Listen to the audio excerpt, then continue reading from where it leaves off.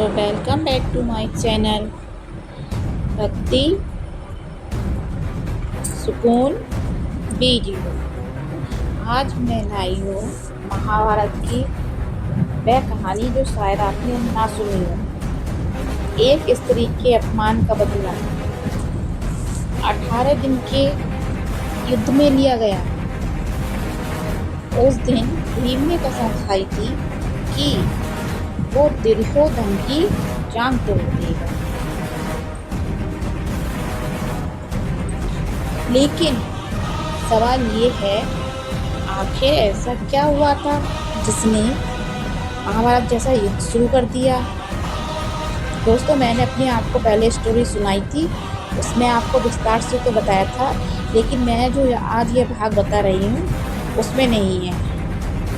जब हस्तिनापुर की सभा में राजाओं और गुरुओं से भरी हुई थी, लेकिन उस दिन वहाँ धर्म नहीं था, अधर्म बैठा था। यानी कि वहाँ धृतराष्ट्र तो अंधे थे ही, विदुर और भी राजा बैठे थे, वो भी सारे अंधे थे, तो अधर्म में बैठे हुए थे समय पर। दुष्ट जब जुए में द्रौपदी को हार चुके थे, राज्य, अपने भाई और फिर अपनी पत्नी को भी हार गए। लेकिन उन्होंने द्रौपदी को भी दांव पर लगा दिया। जब इंसान लालच में अंधा हो जाता है तो वो सही और गलत भूल जाता है। दुर्योधन ने आदेश दिया था द्रौपदी को सभा में लाओ, तो शासन द्रौपदी को पाल पकड़ के घसीटते हुए लाया। द्रौपदी रोती नहीं, लेकिन उनकी आवाज़ में डर नहीं, आग थी। पूछती हूँ मैं, जिससे पहले खुद हार चुकी हो, क्या वो मुझे दांव पर लगा सकता है? पूरी सभा चुप थी। वही पितामह द्रोणाचार्य, कोई नहीं बोला।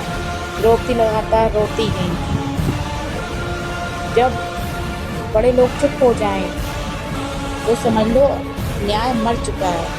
दोस्तों, ये सही बात है, अगर बड़े चुप रहें और अन्याय होते हुए देखें तो वो जीवन तो व्यर्थ है। और तभी दुर्योधन घमंड में चूर होकर अपनी जांघ पर हाथ मारकर माता द्रौपदी से बोला, आओ और मेरी जान पर बैठो। दोस्तों, सोचो अगर आज ये कलयुग में हो जाए तो क्या होगा। जब उस टाइम ये सब महाभारत का युद्ध रच गया तो ये तो कलयुग है, यहाँ तो सीधे सीधे मर्डर हो जाएंगे आमने सामने से। तो दोस्तों आगे चलिए, ये सिर्फ शब्द नहीं थे, द्रौपदी मेरी जान पर बैठ जाओ, ये कोई शब्द नहीं थे, ये एक स्त्री का सम्मान पे वार था। यानी कि उसका अपमान किया जा रहा था। एक रानी का अपमान एक पत्नी का नहीं, पूरे धर्म का अपमान है। जब एक इशारे ने महाभारत का युद्ध तय कर दिया तो सोचो कलयुग में क्या होगा। भीम की प्रतिज्ञा थी।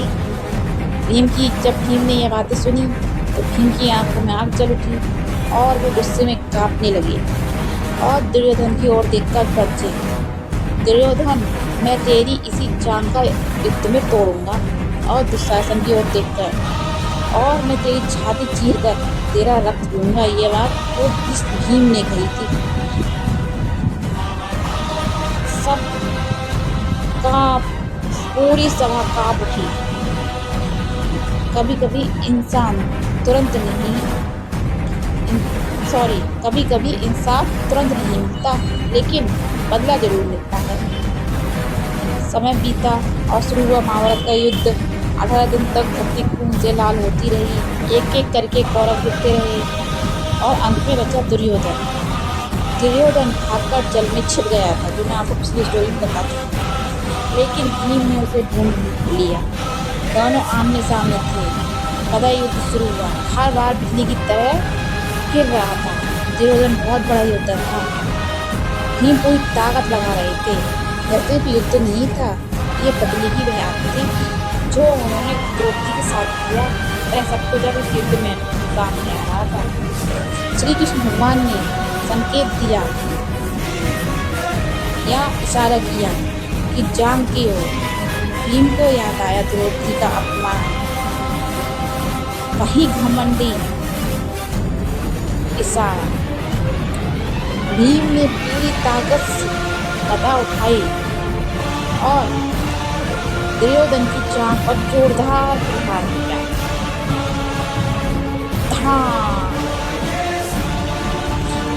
दुर्योधन जमीन पर गिर पड़ा।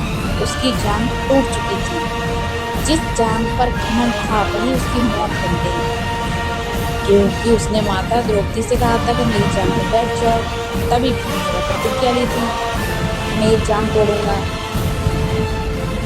जिस जांघ पर घमंड था वही उसकी मौत बन गई। भीम ने कहा, ये सिर्फ युद्ध नहीं था, ये उस अपमान का जवाब था जो तूने द्रौपदी के साथ किया था।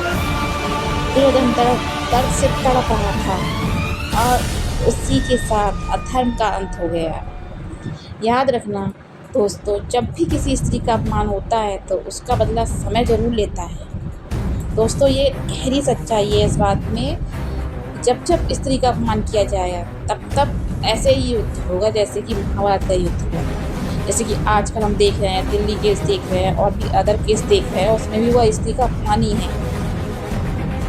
जब समय आएगा तो ये लोग भी नीचे झुक जाएंगे। दोस्तों, अगर आपको मेरी वीडियो अच्छी लग रही हो तो कमेंट में लिखना जय श्री कृष्ण।